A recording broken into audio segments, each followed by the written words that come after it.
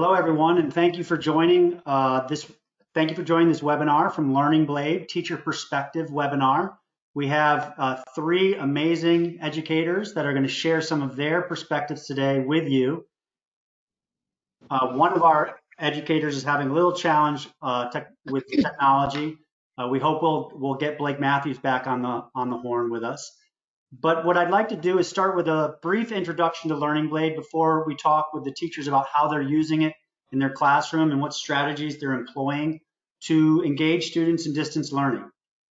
So if you'll bear with me, I'll talk a little bit about Learning Blade and all the exciting tools that we have to engage students. Learning Blade is an interactive STEM program. We have 12 missions, so we're mission-based, and the missions are presented as problems that need to be solved by STEM careers and STEM technologies. We take an interdisciplinary approach to how we introduce students to STEM. So we have lessons in math and science and English and social studies, as well as technology for students to engage in. So these are the different elements that we call our STEM toolbox.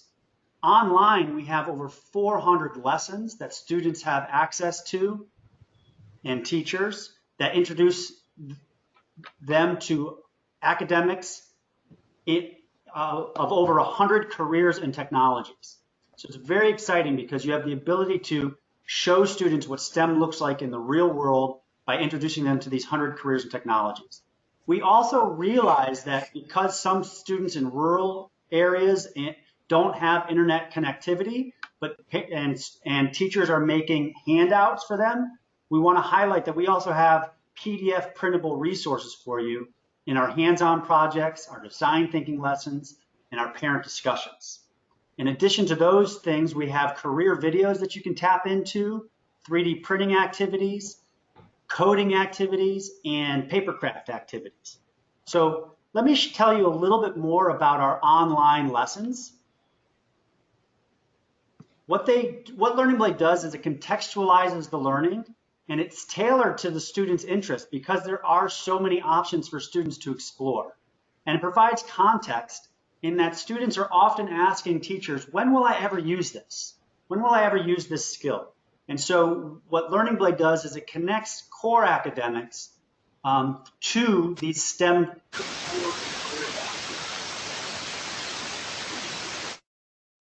Sorry about that, I had to mute everyone. And so we are providing essentially an awareness of what STEM looks like. We really want students to recognize that STEM is more than an acronym, that STEM is the 21st century landscape of opportunities. We also are aligned to state standards. And so today we have three teachers from three different states who are going to share with you how they're using Learning Blade in their distance learning plans. And we're excited that you're able to join us to be part of this discussion. A little bit more about Learning Blade. There are 12 missions in Learning Blade. Each one is focused on a problem in society that is solved by STEM careers and STEM technologies that they're learning about in these lessons. And so this is an incredible opportunity to diversify what students are learning about and to really engage them in material that they often might not see. We do have a couple of missions that are real interesting for today's times. We have a mission called Flu Outbreak. We also have a lot of missions for computer science, our Hack Attack mission. Each of these missions has 10 hours of online curriculum, as well as more than probably 10 hours of offline engagement as well. So through Learning Blade, you have approximately 200 hours of curriculum that you can engage students in as you're going through the program.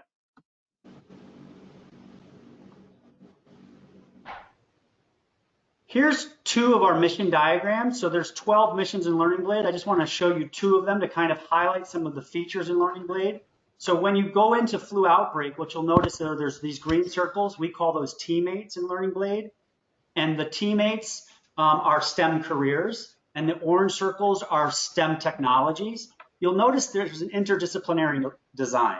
So for vaccines, for example, we have a science lesson, a math lesson, a social studies lesson. For social media, we've got the math, science, English, and social studies. So we're covering all the disciplinary areas, but we're doing it in a STEM-rich environment. each of these lessons is approximately 15 minutes long. So when you hear the teachers talking about assigning students lessons today, what they're assigning are these 10 or 15-minute long lessons, unless they're assigning a mission, and then they're assigning all of these activities for the students to do. So here's just two samples of what we have. So what that is if each lesson is 10 or 15 minutes, we have about an hour of online curriculum for each career, teammate, and technology tool in Learning Blade. So through Learning Blade, you have access to over 400 interactive academic lessons online, and then all of those offline resources I was talking about. And I will talk a little bit more about that at the end after our teachers have spoken. What I'd like to do is, I'm not sure if Blake has joined us. Blake, are you? Oh, Blake, are you with us? Hello, Blake.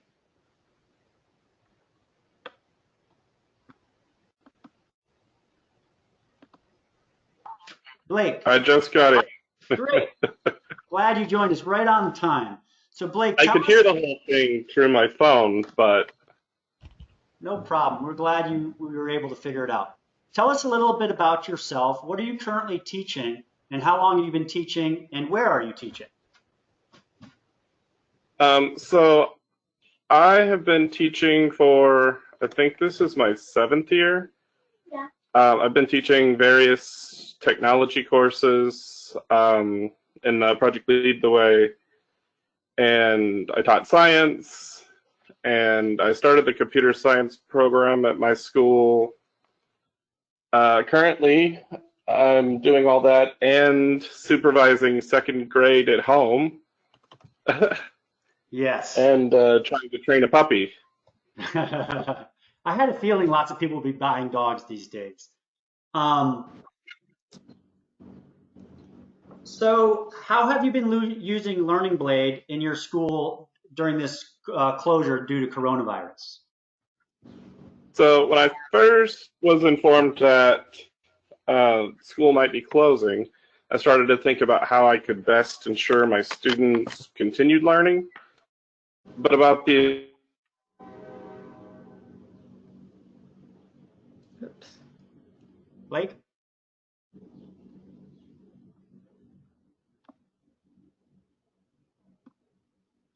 I think Blake is having technical difficulty, so we will come back to Blake a little later, and we're going to move on to our next teacher. Blake, are you still there? Sorry, everyone, for that. So, and this is just a screenshot of Blake. Blake uses Learning Blade in his STEAM classroom. He definitely is using Google Classroom to share how to engage students and putting up lesson plans on Google Classroom. Hopefully we can get him back later to talk a little bit. Back? Yep. Okay. So this is my attendance check. And I use that with class so that they know what they're supposed to be doing so that there's no confusion.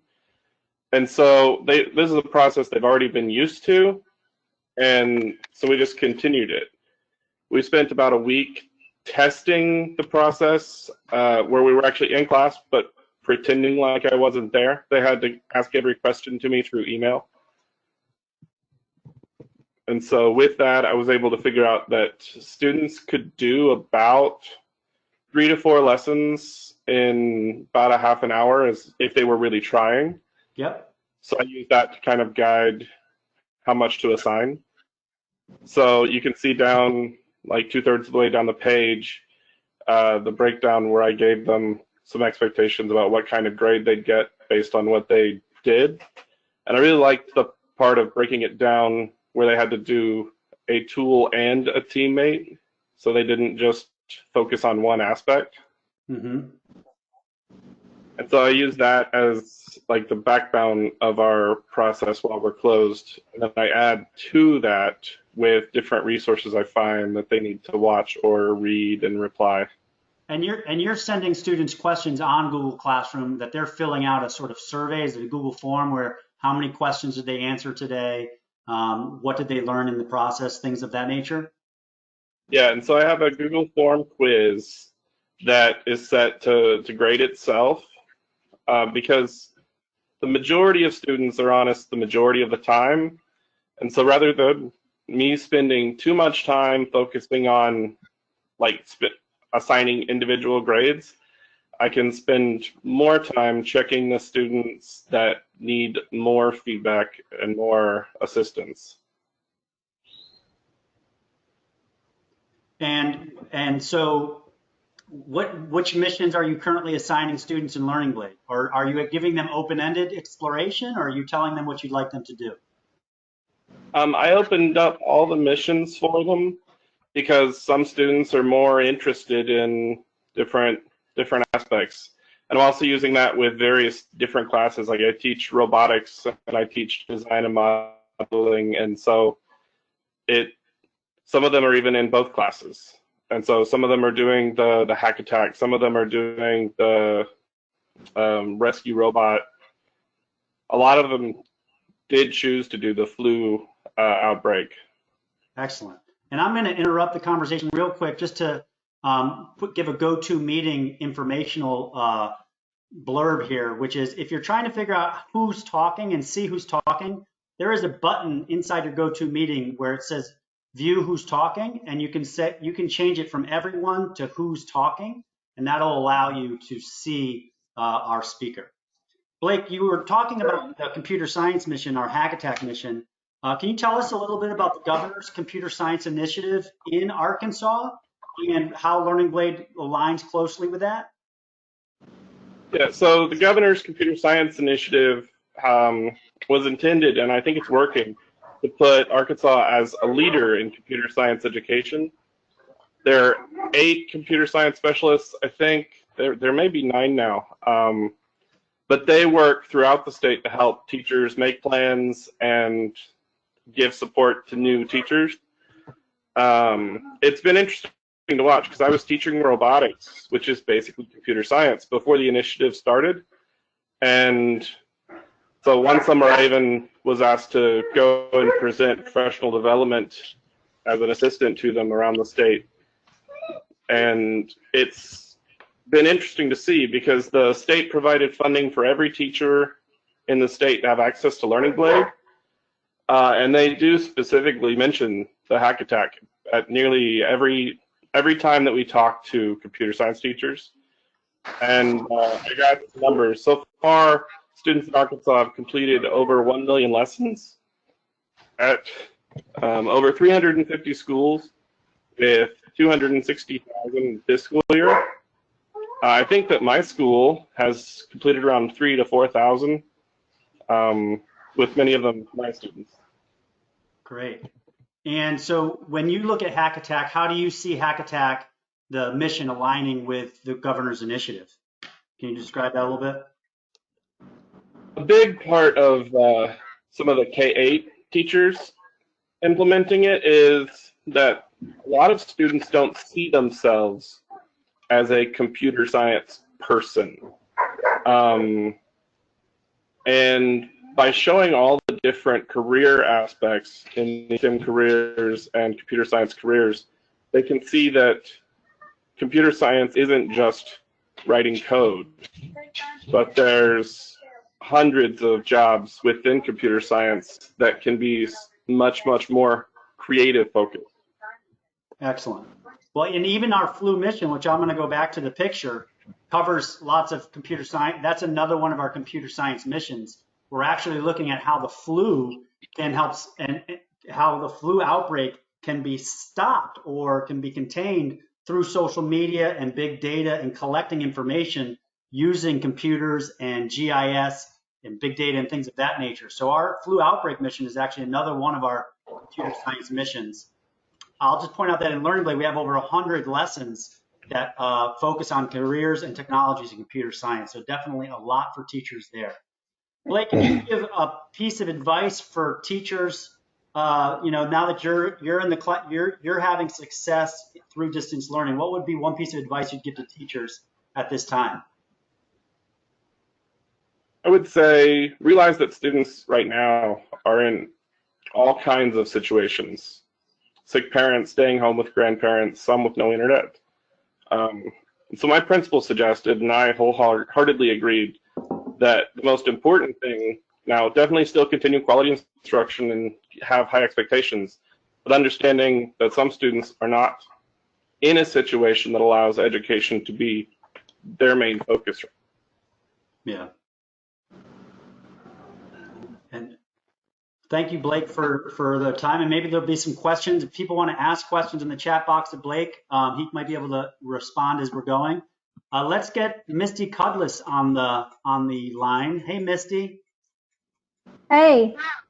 Great. So Misty's camera had a malfunction in the very last minute, but we got Misty's voice, which is great. Misty, you had the governor visit your school recently. Tell us about that. So yes, it was a great experience. My students were really excited. They were more than willing to share with her and everyone that was in there what they have learned and how they feel it applies to them and their future. And so the governor was touring Austin Middle School in Alabama. This is Governor Kay Ivey, and watching the students use Learning Blade in real time. Which missions were the students using when the governor came to visit? So I teach 3 different classes. I have a 6th grade technology class, and they were working on Hack Attack. And then I also teach a career clusters class, and they've been working on careers in STEM. And then I also teach Green Power and the Green Power race coach, and they were working on manufacture a concept car. And you used the Learning Blade lessons, the manufacturing concept car lessons. I actually have a screenshot. I think I'm going to share it. So you use Google Classroom as well to do distance learning with your students. Can you explain that a little bit? Sure. So Google Classroom is my main form of communication with my students. And the slide that you see, I actually took the mission, the concept car mission, and extended it. Some of my background is I was an ELA teacher for 21 years, which I like to tell people that because, my background is not in science or STEM, but this job was presented as an opportunity to me, which was, really intimidating at first. And, but with tools like Learning Blade, it's really been a way for me to just, be confident in the curriculum that I'm presenting.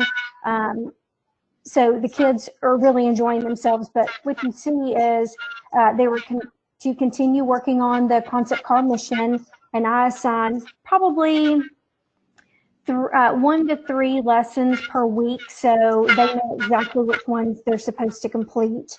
And I took it one step further, and I let them design their own concept car. They sketched it. They had to come up with, you can see down below, futuristic features, 5 futuristic features for the outside and also for the inside of the car. And then I would put, this week's goal was to design an emblem for the car as well. And the kids really got interested in the 3D printers while on Learning Blade.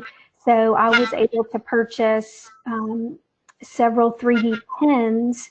And so they created an emblem of their futuristic car. And we had, all of these things out for the governor to see, and I think that she really enjoyed seeing that not only they were learning about it through Learning Blade, but also taking it one step further.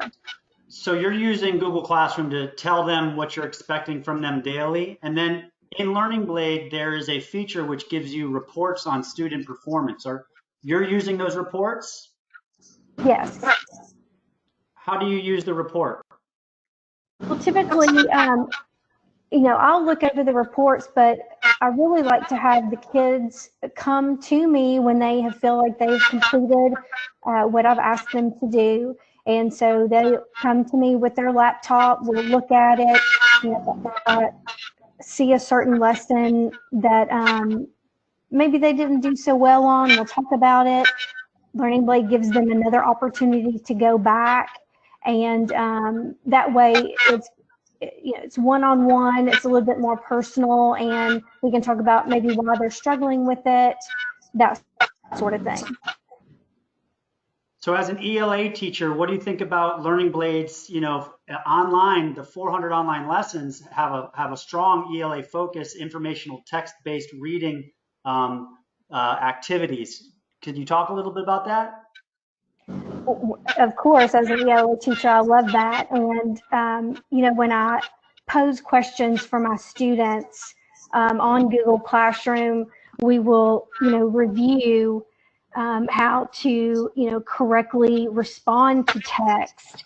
And of course, they're like, this is a green power class. We don't have to follow all those rules right now. And I'm like, of course we do. That's great.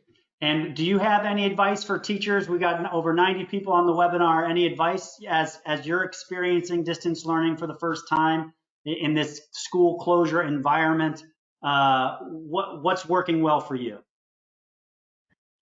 Well, I will tell teachers, really a two-part advice when we hopefully get our lives back to normal and you're back in the classroom. Don't be afraid to use this tool. It's amazing. Like I said, I was coming in as an ELA teacher, not a STEM teacher, and it's not intimidating at all for myself or for students. And I'll tell you that once I shared with my kids that after the 5,000 lessons, we would be, it's 5,000, right, Josh? Correct. After a school completes 5,000 lessons in a school year, we send them a 3D printer with our partner Forge. Right. Well, so my current students in my 3 classes knew that, we wouldn't receive the 3D printer this year, and I teach 6th and 7th graders, mostly 7th. But they were so invested in Learning Blade that they wanted to complete that mission and earn the 3D printer so that they could leave it for, the kids that come after them. That's great. So I thought that was amazing of them that they, were that invested in this program. So one of the things we got a question online, and it's from Lori, and she asked about using Learning Blade with ESOL students.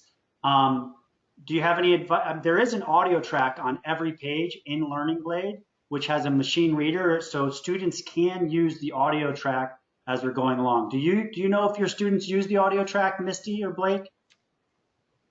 My students haven't, but I do have several students in that situation as well. And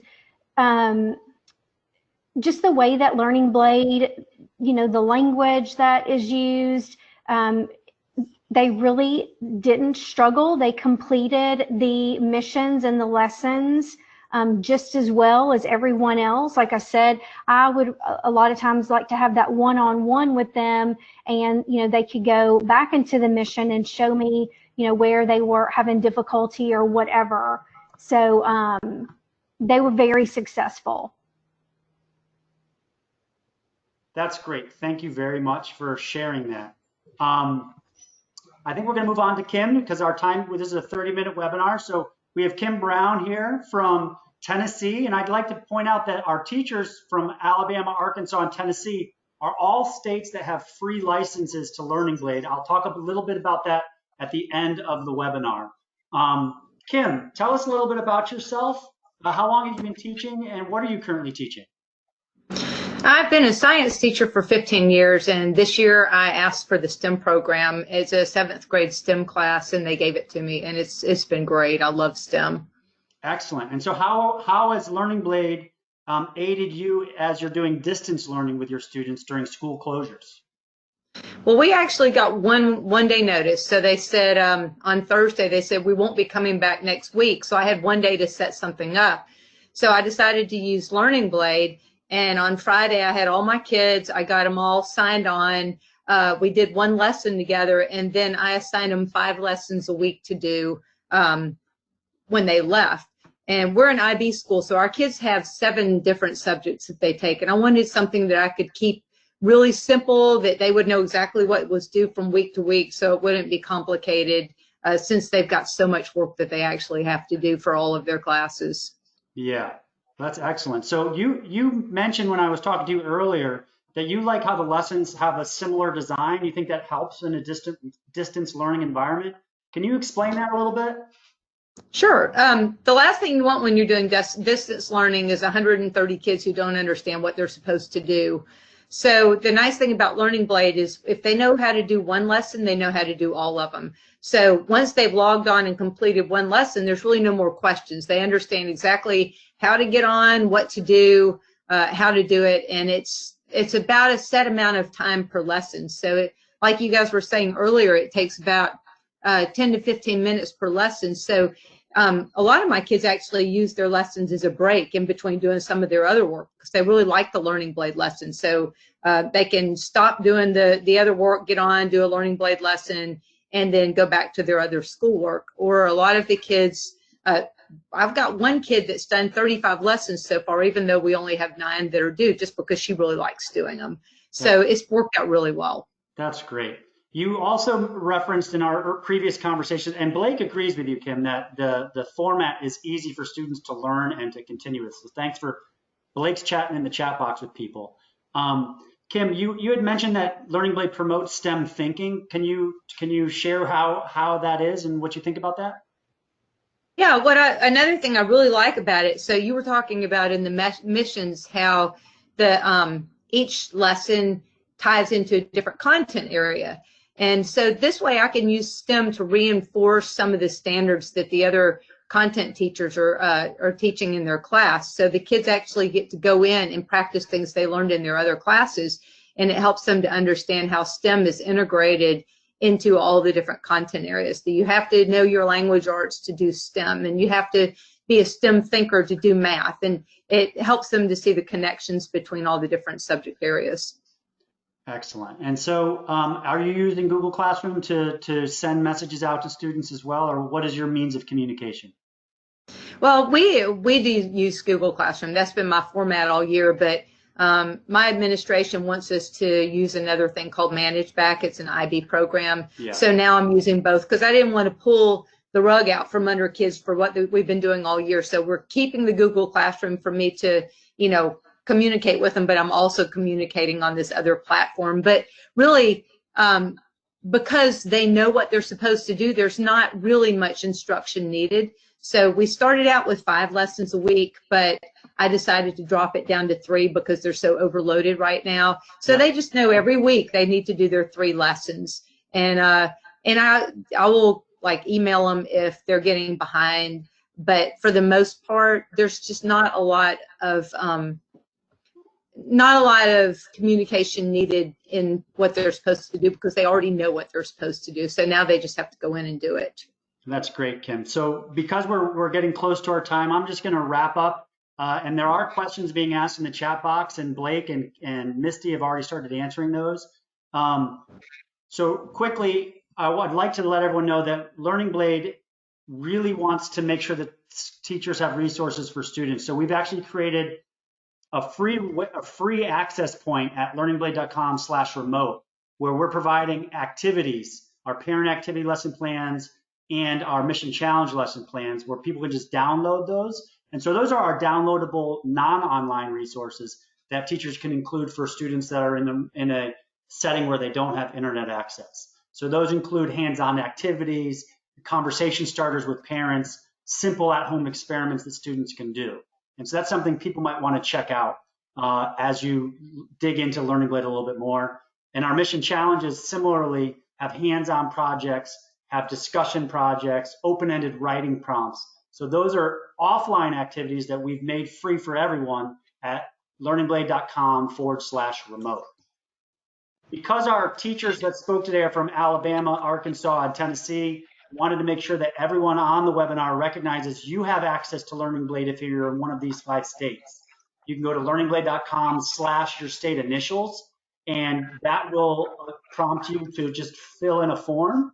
Once you fill that form in, we will send you your license for for those states. If you're in another state, what you can do is go to the learningblade.com/remote, or if you're curious, we are offering deeply discounted licenses for schools as part of our response to COVID-19. You could contact us, info@learningblade.com.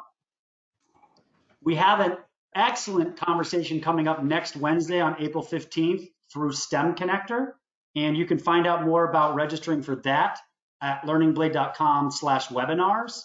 A recording to this webinar and our other past webinars are also on that page, so we invite you to go there. And of course, at Learning Blade, we want to hear from our teachers in all these states across the country. If we can support you, please let us know. If you have questions, you can email us info@learningblade.com or support@learningblade.com. And I just want to say in this stressing times that we're in, Learning Blade is proud to be a resource, as these three incredible teachers have shared. We're a resource in their classroom, but we want to be a resource in all teachers' classrooms that are looking for great STEM resources.